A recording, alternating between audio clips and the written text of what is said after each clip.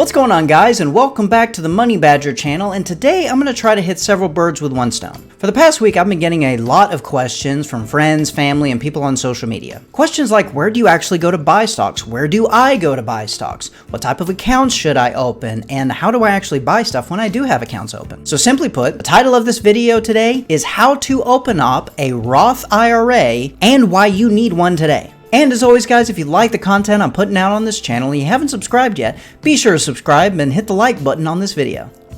So, with that being said, let's get into it.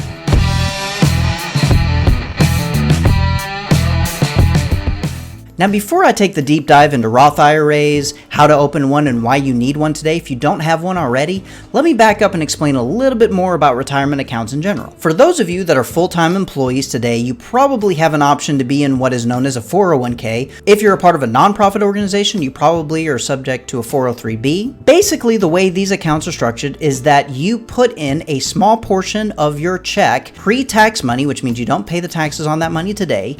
You put it into this 401k or 403b, and then that money gets invested into the stock market either aggressively or conservatively, depending on your level of risk, over a long period of time. And then when you retire, that lump sum of money that you've accumulated and grown over the decades will be available to you when you retire. One important thing to note there is that the 401ks and 403bs, you are not necessarily in control of what you invest in. Depending on your level of risk, they will pick and choose specific mutual funds or indexes that are a part of the retirement account. However, if you were to open up a traditional IRA, IRA stands for individual retirement account, that's basically structured the same way as the 401k and 403b, you'd put pre-tax money into the traditional IRA, but now you have complete control over what you invest in. So a lot of people like that idea, the idea that you have complete control over what you invest in versus a 401k and 403b where you just have to tell them how much you want to risk and then they just put it in something for you. Now, one overarching caveat to traditional IRAs, 401ks, 403bs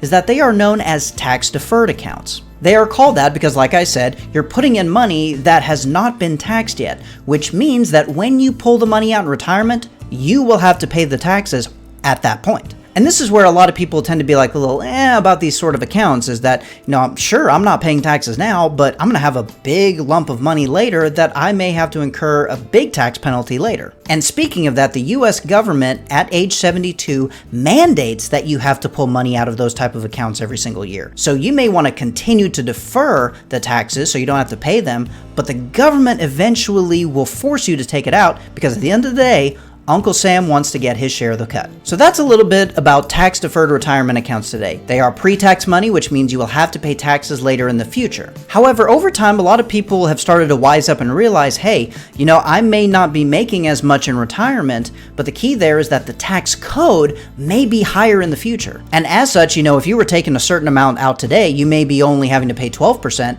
but, decades down the line, the tax code could be probably 20 to 30%. So, with that being said, are there options out there where we can set up accounts where we can have control over what we invest in while also investing for retirement and it be tax-free? Thankfully, the answer is yes, and that comes in the form of what is known as a Roth IRA. So what I'm going to do now is open up Fidelity because they have a really good side-by-side comparison on the benefits and the differences between a Roth IRA and a traditional IRA. By the way, just as a side note, for the last 30 minutes I've taken a break from recording this video because the Falcon 9 Dragon just launched into space. It's a new day, people. The first thing that Fidelity likes to do in its broad stroke breakdown between Roth IRAs and traditional IRAs is to show what are similar to them. The first thing to note is contribution limits. For a traditional IRA or a Roth IRA, if you are age 50 and under, you can only put a maximum of $6,000 a year into this type of account per person. And then if you're 50 years or older, you can put $7,000 a year. This is what is known as the catch-up provision. And of course, with contribution limits, there are contribution deadlines. But rather than it being like January of one year till January of the following year, it is typically January of one year till April of the following year. And the reason for that is to help give a little bit of advantage when it comes to the tax year, not the calendar year. Now, as you can see, when it comes to contribution deadlines for this year, it's July of 2020. The reason for that, of course, is that we are still currently in the pandemic. The tax deadline was pushed back back from April. So that's one of the big reasons why the contribution limit is from January of 2019 till July of 2020. And of course, what a lot of people love to see is the fact that there are no minimum investments, so you don't need a minimum amount in the account before you can open it. And of course, there's no fees to it. So let's get into some of the big key differences between Roth IRAs and traditional IRAs, shall we? Of course, the first and foremost, the thing that I mentioned was tax benefits. Roth IRAs are tax-free, traditional IRAs are tax-deferred, but they're also tax-deductible. Basically, the way that this works is that if you make $100,000 a year and you withhold $10,000 from your paychecks into the traditional IRA, it doesn't make sense for the IRS to charge you income tax on $100,000, but rather they're only going to do income tax of $90,000.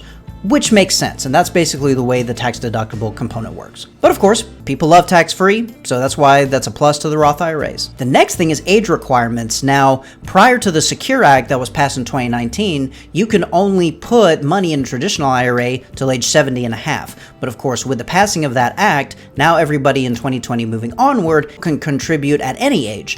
But Roth IRAs already had that. The next thing is income requirements. Now, this is where traditional IRAs tend to have a little bit of a leg up to Roth IRAs, but there's a little bit of a reason for that. And the key there is that when it comes to income requirements, your income does not affect how much you can put in a traditional IRA. So you can just max out the $6,000 or $7,000 depending on your age. For Roth IRAs, simply put, if you make more than a certain amount every year, the government limits how much money you can put into a Roth IRA. And if you want to dive deeper into the details of that, Fidelity has a link where you can actually see the income brackets on how much you can contribute. This is for 2020. Now, I would suggest that if you do make a heck of a lot more than $124,000 a year, you may fall under this category and take a look at the details of how much you can contribute. Otherwise, in most cases, a lot of people can just put the $6,000 in. The next thing is withdrawal taxes. Now, I had already mentioned that it's tax deferred and traditional, which means that you will have to pay taxes once you withdraw the money. So simple enough there. But Roth IRAs, like I said, you don't have to pay taxes on it, but there's a little bit of a twist on it. Right at the very end of this sentence, it says, as long as the 5-year aging requirement has been met. The key there is that Roth IRAs have something what is known as a 5-year rule. Let's say that you're 65 years old and already retired, and you want to convert money into a Roth IRA. And then you want to withdraw money relatively soon. The key there is that even though it is tax-free, the 5-year rule means that you have to hold money within the Roth IRA from years 0 to 5. Otherwise, if you withdraw money from the years 0 to 5, you will have to incur taxes on the growth from that Roth IRA. After the 5 years, then it's fine. And guys, if anything, if you hear something from this video, hear this, is that this is by and large the biggest reason why you should open up a Roth IRA today. Whether you're in your 20s, 30s, 40s, or even 50s, you can at least not have to worry about the 5-year rule because you've had the Roth IRA for a very long time. I work with people that have never had Roth IRAs. They're in their 60s and 70s. They're already retired. They would like to have tax-free money, so they want to open up Roth and convert money from their tax-deferred accounts into the Roth IRA account. But the problem is that even when you convert, you still have to wait 5 years in order you can pull money from it. So, key here, open up the Roth today. The money you put in is tax deferred. You basically just have to pull money from your bank account into the Roth IRA. I'll show you how to do that. But again, do it today so that you don't have to worry about the 5-year rule. Next thing is early withdrawals. Guys, the key again for this type of investment and for this type of account is to invest money, but to hold off for the growth until retirement. Because if you pull all that money out or a portion of that money out before age 59 and a half, you will have to pay 10% in additional taxes. So again, whether you're in a Roth, a traditional, or any type of retirement account, you do not want to pull out money until after age 59 and a half or after you're retired. The next big benefit when it comes to Roth IRAs is that they are not subject to what is known as RMDs, or required minimum distributions. Earlier in the video, I had mentioned that the government mandates that you take a portion of your tax-deferred money out so that Uncle Sam can get a little bit of his money. Well, the key there is that Roth IRAs, because the IRS is not able to take taxes from you, they don't care about mandating you to withdraw that money. So you don't have to worry about the government forcing you to withdraw money in retirement. So guys, in conclusion, Roth IRAs, in my opinion, when it comes to investing right now, having full control over your investments while also investing for the long haul, is by and large the best type of account. Now again, you have to wait until retirement to access the money. But at the end of the day, investments are designed to be able to be there for us when we need it for the future. Now, I know a lot of people are going to listen to this and think, well, Chris, I can just open up a brokerage account. I can do the exact same thing as a Roth IRA, but instead of having to worry about getting it when I'm in my 60s, I can have access to it whenever I want.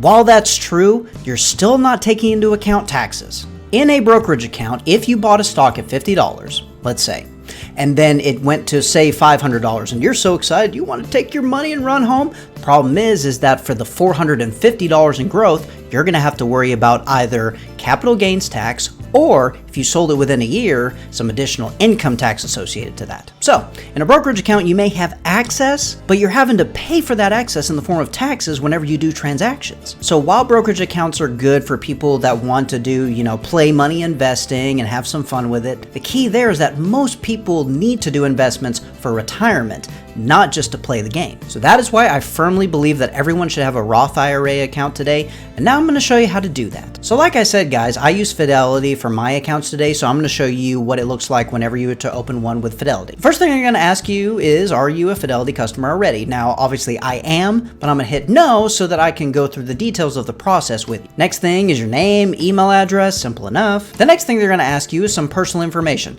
Name, social security, date of birth, are you a U.S. citizen or not? But if not, then you pick your country, then some things like your residence, you get the idea. The next thing they're going to ask you is some employment information because they want to understand a little bit about your net worth, your income, things like that. Make sure that you are employed. The next thing they're going to ask you is for something known as a core position. When you put money into this account, they're going to want to know what to invest it in initially. You can have two options that you can see here, a Fidelity Government Money Market Fund, or SPAXX, or an FDIC insured deposit sweep program. Now, the key here, you can look at the small fine print, but in short, both of these are basically like cash savings accounts. You get a little bit of an interest if it's just sitting in cash, but the goal of it is for it to just sit in cash for you to invest it in something else. And guys, there you have it. After confirming all the information we gave them, we have now opened a newly opened Roth IRA, and now we can fund bank money into the Roth and start investing. In order to transfer bank money into the account, you would just have to click this transfer section on the top left corner, and then it'll ask you to link one of your bank accounts, and then just transfer the money. Once money is in the account, we can then start buying stocks or ETFs. So that's where you go to the trade option, you select the account, which of course is the Roth account that we're using today. There's a cash available to trade, and that is the number you need to know in order to understand how much money you have in order to invest. So you use that amount there. Next thing you want to do is be able to plug in the stock that you want to buy. So if you wanted to buy Walt Disney, their ticker symbol, and you'll have to figure out what the ticker symbols are, you can just Google them. That ticker symbol for Walt Disney is DIS. We click on that. It automatically populates the stock price of Walt Disney today. Now, of course, as I'm recording this, it's over the weekend, so the markets are closed. So that is what it was back at the end of Friday's transactions. Next thing, action. We want to buy, so we click buy, not sell.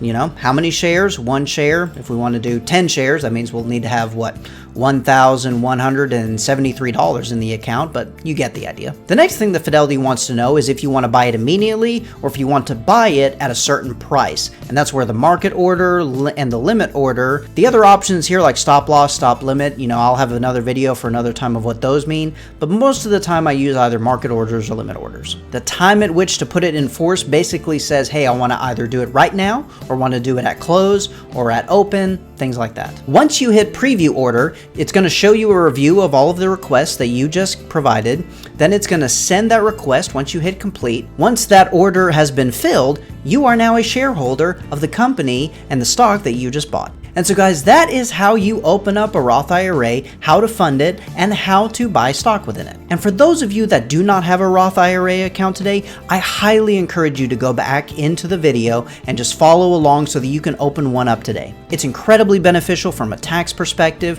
from a retirement perspective, and to be able to maximize on your investments. And as always guys, if you have any questions about Roth IRAs or any thoughts about anything I've said here, leave comments down below. I'd love to know your thoughts on it. And hey, if you're not a subscriber today, but you like the content I'm putting out on this channel, be sure to subscribe and hit the like button on this video. And it goes without saying, guys, for those of you that are watching this video that are subscribed today and have liked this video, you are my people. Hope you're staying safe and healthy.